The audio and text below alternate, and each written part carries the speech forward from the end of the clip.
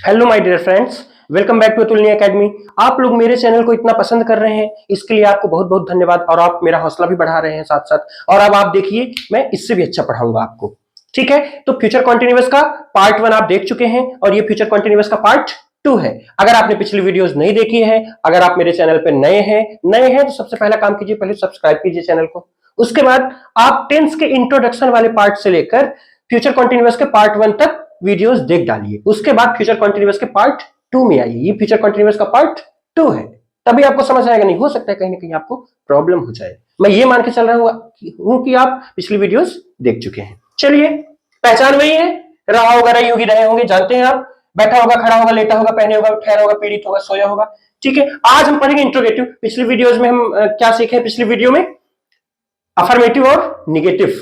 आज हम सीखेंगे इंट्रोगेटिव। इंट्रोगेटिव साथ साथ आपको मालूम है कि इंट्रोगेटिव निगेटिव साथ साथ ही हम सीख लेते हैं। चलिए, इंट्रोगेटिव आपको पता है दो प्रकार के होते हैं। कौन कौन से? एक क्वेश्चन वर्ड शुरू में हो और एक क्वेश्चन वर्ड बीच में हो।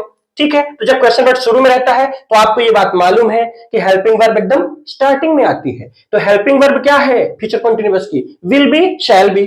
देखिए, विल बी। अच्छा, अब आपको लगेगा विल बी भाई दूर है, इकट्ठा होना चाहिए। नहीं, मैंने बोला हुआ है कि अफर्मेटिव के अलावा इकट्ठा नहीं होते। अगर मान लीजिए एक से ज्यादा शब्द हैं तो अफर्मेटिव के अलावा इकट्ठा नहीं होगी। निगेटिव बीच में नॉट आएगा। ऐसे देखिए, इंट्रोगेटिव में बीच में विल बी के बीच में कौन आ गया? सब्जेक्ट आ गया। शैल बी के बीच में कौन आ गया? सब्जेक्ट आ गया। मतलब अफर्मेटिव के अलावा इकट्ठा नहीं होंगे। ये इंट्रोगेटिव है, बीच में सब्जेक्ट इनको अलग कर रहा है। बाकी सिस्टम वही है। क्वेश्चन वर्ड शुरू में तो हेल्पिंग वर्ब भी शुरू में ही लगी हुई है, बस अलग करने के लिए बीच में सब्जेक्ट डाल दिया गया है। फिर वर्ब में आईएनजी, ऑब्जेक्ट आएगा, फिर ईटीसी आएगा, क्वेश्चन मार्क, क्योंकि इंट्रोगेटिव सेंटेंस रहेगा तो क्वेश्चन मार्क लगाना अनिवार्य होता है। चलिए, क्वेश्चन वर्ड अगर बीच में रहेगा तो सबसे पहले क्वेश्चन वर्ड, आपको ये बात मालूम है। क्वेश्चन वर्ड के तुरंत बाद हेल्पिंग वर्ब, तो will be, shall be. Helping verb आ गई क्वेश्चन वर्ड के बाद, बीच में सब्जेक्ट डाल दीजिए तो विल बी और शैल बी दूर दूर हो जाए। मतलब बीच में सब्जेक्ट तो विल बी के बीच में सब्जेक्ट, विल और बी दूर हो गए। शैल बी के बीच में कौन है? सब्जेक्ट है, तो शैल और बी दूर हो गए। ठीक है, फिर वर्ब में ING, object, ETC, question mark. कुछ सेंटेंसेस बनाते हैं तो और ज्यादा समझ आएगा। देखिए, पहला सेंटेंस क्या है? क्या वे अंग्रेजी पढ़ा रहे होंगे? पहला काम वही पहचान। देखिए, रहा होगा, रही होगी, रहे होंगे, आ रहा है। ठीक है, क्वेश्चन वर्ड कहां है? पहले ये देखिए, क्वेश्चन वर्ड शुरू में है। अच्छा, इस चीज को मैंने बताया हुआ है आपको, एक बार मैं रिवाइज करवाई दे रहा हूं। क्वेश्चन वर्ड जब शुरू में रहे मतलब क्या क्या ही रहेगा शुरू में, तो इसको बोलते हैं यस नो टाइप क्वेश्चन। क्यों बोलते हैं? क्योंकि क्या वे अंग्रेजी पढ़ा रहे होंगे, इसका जवाब आप दो ही प्रकार से दे सकते हैं, या कि यस, हां, या कि नो, नहीं। इसका और क्या जवाब हो सकता है? नहीं हो सकता कुछ भी। तो क्वेश्चन वर्ड शुरू में जब रहे तो इसको बोलते हैं यस नो टाइप क्वेश्चंस। या कि क्वेश्चन वर्ड अगर बीच में है किसी भी सेंटेंस में, जैसे वह कहां बैठा होगा, मान लीजिए बीच में आ गया, वह कहां, बीच में आया क्वेश्चन वर्ड, तो इसको बोलते हैं WS टाइप क्वेश्चंस। ये बात आपको पता है, पिछली वीडियोज में मैं ये बात बता भी चुका हूं आपको। चलिए, क्वेश्चन वर्ड स्टार्टिंग में है, शुरू में है, कौन सा रूल लगाएंगे? ये वाला रूल लगाएंगे। शुरू मतलब जब क्वेश्चन वर्ड शुरू में हो, लगाइए रूल। सबसे पहले क्या आएगा? विल या शैल। क्या लगाया जाए? सब्जेक्ट देखिए पहले लगाने के लिए, विल भी लगाने के लिए, विल शैल लगाने के लिए पहले सब्जेक्ट पर निगाह होना चाहिए। तो सब्जेक्ट क्या है? वे, यानी दे। दे के साथ क्या लगेगा? विल। शैल कब लगेगा? शैल लगेगा आई और वी के साथ। अगर सब्जेक्ट आई और वी होता तो शैल लगाते, ये बात आपको मालूम है। चलिए, विल शैल हो गया। बारी किसकी आई? सब्जेक्ट। सब्जेक्ट क्या है? वे, यानी दे, THCY, दे यानी वे। दे के कारण विल आया है। ठीक है, आई और वी होता यहां तो यहां शैल हो जाता, तो विल, दे, बस ऐसे रूल लगाते चलना है। फिर बी लगाइए, बी, क्या दिक्कत है? विल, दे, बी, वर्ब में आईएनजी। वर्ब क्या है इसमें? पढ़ाना, पढ़ना नहीं है, ध्यान रखिएगा। पढ़ाना, पढ़ाना होता है टीच, यानी TEACH, ये स्पेलिंग होती है। तो टीच, अब वर्ब में क्या करना है? आईएनजी लगाना है, लगाइए आईएनजी। क्या बना? Will, they, be, teaching. अब ऑब्जेक्ट, क्या पढ़ाना? वर्ब भी पढ़ाना, क्या पढ़ाना? अंग्रेजी, यानी इंग्लिश। देखिए, will, they, be, teaching English. अब ETC क्या कुछ बचा? नहीं बचा, क्वेश्चन मार्क लगा दीजिए, क्वेश्चन मार्क। फाइनली हमारा सेंटेंस क्या बना? क्या वे अंग्रेजी पढ़ा रहे होंगे, इसका ट्रांसलेशन क्या बना finally? Will they be teaching English. ठीक है, चलिए अगला सेंटेंस देखते हैं। आपको कौन बुला रहा होगा। थोड़ा ध्यान दीजिएगा, इंपॉर्टेंट पॉइंट। कौन आ गया? अब इसमें ये दोनों रूल्स नहीं लगेंगे। पता है आपको हु वाला सिस्टम? ठीक है, वही है। इसमें ये दोनों रूल्स नहीं लगेंगे। हु वाले के लिए क्या मैंने अलग से करवाया हुआ है आपको कि अगर क्वेश्चन वर्ड आए हु यानी कौन, तो रूल कहां का लगाएंगे? इंट्रोगेटिव का बिल्कुल नहीं लगाएंगे, अफर्मेटिव या निगेटिव। तो इसमें तुम्हें कौन बुला रहा होगा, इसमें नहीं नहीं है, मतलब निगेटिव का रूल नहीं लगाएंगे। कहां का लगाएंगे? अफर्मेटिव का रूल लगाएंगे। एक आप कॉपी बना लीजिए, जैसे मान लीजिए आप कौन वाला, अब जैसे वीडियो रोक के आपको दोबारा देखना पड़ेगा, मान लीजिए आप भूल गए होंगे तो एक कॉपी बना लीजिए। तो उस कॉपी से जैसे अब ये कौन वाला रूल आप एक बार पेजेस पलटा कर आप देख सकते हैं, वीडियो देखते हुए थोड़ा रोक के, और कॉपी अपनी देख के रिवीजन कर सकते हैं। तो कॉपी बनाना ज्यादा बेटर है, ठीक है? नहीं आप रोकेंगे फिर आप कौन वाला कॉन्सेप्ट पीछे जाके चेक करेंगे किस वीडियो में था, तो ऐसा आप कॉपी बनाएंगे वो बेटर रहेगा, ठीक है? तो तुम्हें कौन बुला रहा होगा, हु वाला कॉन्सेप्ट, अफर्मेटिव या निगेटिव का रूल। तो इसमें नहीं तो नहीं है, मतलब निगेटिव का रूल नहीं लगाना है। कहां का रूल लगाना है? अफर्मेटिव का लगाना है। अफर्मेटिव क्या होता है? सबसे पहले क्या आएगा? सब्जेक्ट आएगा, पता है आपको, फिर विल बी या शैल बी, फिर वर्ब में आईएनजी, फिर ऑब्जेक्ट, फिर ईटीसी। पिछले वीडियो में मैंने करवाया हुआ है, आप देख लीजिए अगर दिक्कत है तो अफर्मेटिव का रूल सबसे पहले सब्जेक्ट, हु को क्या मान लेंगे? सब्जेक्ट मान लेंगे। ये बात आप जानते हैं कि हु को सब्जेक्ट मान लेंगे और अफर्मेटिव या निगेटिव का रूल लगाएंगे। सब्जेक्ट हो गया। बारी किसकी आई? Will be shall be. क्या लगाएंगे? हु के साथ विल बी लगाएंगे। आई भी तो ये है नहीं, हु मतलब विल बी लगाना है, लगा दीजिए। तो क्या बना? हु सब्जेक्ट हुआ, हु विल बी। अब वर्ब में आईएनजी, वर्ब क्या है? बुलाना, तो बुलाना होता है कॉल, यानी सी डबल। अब आईएनजी लगाइए वर्ब में, लग गया, कॉलिंग हो गया। Who will be calling. अब ऑब्जेक्ट किसे बुलाना? तुम्हें, ऑब्जेक्ट यू। ऑब्जेक्ट के बाद ईटीसी है? कुछ नहीं है, क्वेश्चन मार्क लगाइए। ध्यान रखिए इंट्रोगेटिव सेंटेंस ये है, इसीलिए क्वेश्चन मार्क लग रहा है। रूल हमें कहां का लगाना है? अफर्मेटिव का। बाकी ऐसा नहीं कह सकते आप कि अफर्मेटिव सेंटेंस है, ऐसा मत बोलिएगा। सेंटेंस ये इंट्रोगेटिव ही है, लेकिन रूल हमारा कहां का लग रहा है? अफर्मेटिव का लग रहा है। देखिए अफर्मेटिव का रूल लगा और विल बी इकट्ठा हो गया। देखिए यहां पे विल बी इकट्ठा है। मैंने कहा था कि अफर्मेटिव के अलावा विल बी शैल बी इकट्ठा नहीं होते, लेकिन देखिए यहां इकट्ठा है। अब आप बोलेंगे इंट्रोगेटिव में इकट्ठा तो हो गया, तो क्या आप गलत पढ़ाए थे? नहीं, यहां पे अफर्मेटिव का रूल लग रहा है। हु के लिए सिस्टम अलग है, अफर्मेटिव में दोनों इकट्ठा होते हैं, इसलिए इकट्ठा है, ठीक है? उम्मीद है आपको ये बात समझ आ रही होगी। चलिए ये सेंटेंस देख लेते हैं। क्या वह छत पर नहीं बैठा होगा? इसको कैसे बनाया जाए? तो क्वेश्चन वर्ड देखिए कहां है? स्टार्टिंग में। लगाइए रूल, शुरू, स्टार्टिंग में, शुरू में है। तो विल शैल क्या लगाए? ही सब्जेक्ट है, विल लगाइए, ठीक है? विल हो गया। बारी किसके? सब्जेक्ट, सब्जेक्ट है ही, ठीक है? Will he. बारी किसकी आ रही? बी, तो लिख दीजिए बी। सॉरी, यहां पे देखिए निगेटिव सेंटेंस है, मतलब ये इंट्रोगेटिव निगेटिव है, तो सब्जेक्ट के बाद आपको नॉट भी लगाना है। ये बात आपको मैं पिछले वीडियोस में बता चुका हूं। नॉट हो गया।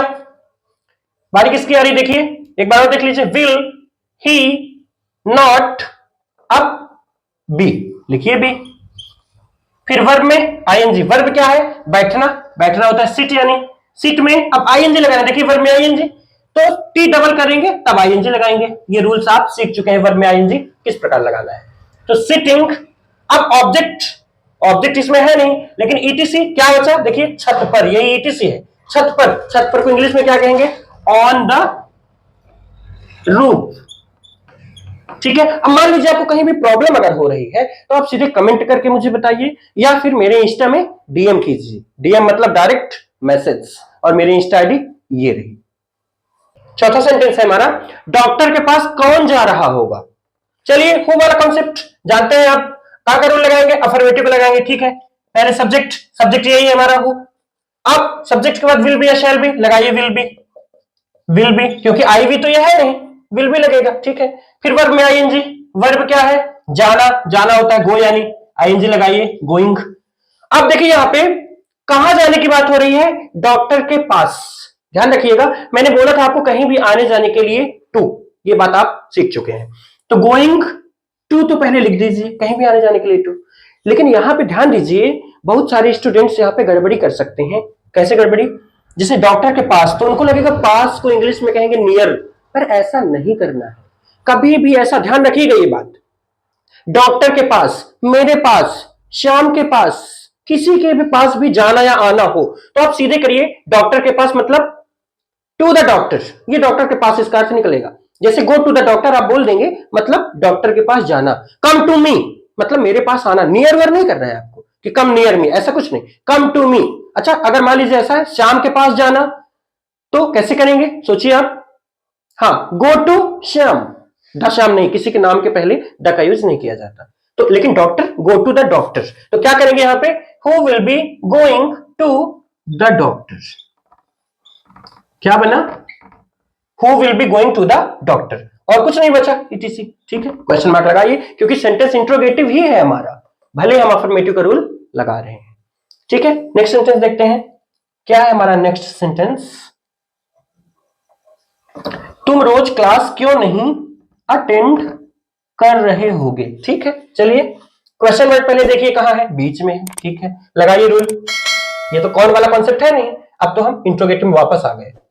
क्वेश्चन वर्ड बीच में है तो बीच में ये रूल लिखा, पहले क्वेश्चन वर्ड मतलब पहले क्यों, क्यों होता है व्हाई यानी। ठीक है, व्हाई। अब विल शैल क्या लगाया जाए, तुम, यू के साथ क्या लगाएंगे, विल लगाएंगे। व्हाई विल, फिर सब्जेक्ट, सब्जेक्ट क्या है, यू। ठीक है, देखिए यू।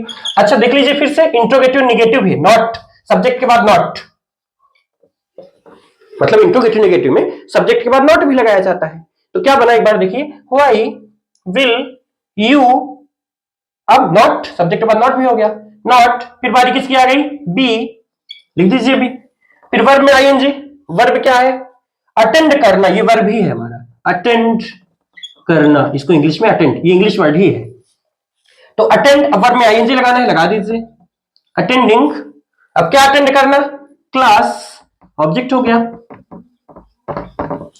क्या कुछ बच रहा है क्या, देखिए एक बार, why will you not be attending the class, क्या बचा, रोज, ये बच रहा है। तो आप रेगुलरली भी कर सकते हैं या कि डेली भी कर सकते हैं, डेली यानी रोज। क्वेश्चन मार्क लगा दीजिए क्योंकि इंट्रोगेटिव सेंटेंस है, क्वेश्चन मार्क। ठीक है, क्या बना, why will you not be attending the class daily, या कि why will you not be attending the class regularly. ठीक है, क्लियर है। चलिए लास्ट सेंटेंस देख लेते हैं आज का, क्या तुम मेरा इंतजार नहीं कर रहे होगे। तो क्वेश्चन वर्ड कहां है, शुरू में है, लगाइए रूल, विल शैल, ये शुरू लिखा है, विल शैल क्या लगाएं, यू के साथ विल आएगा। ठीक है, फिर सब्जेक्ट, सब्जेक्ट क्या है, यू।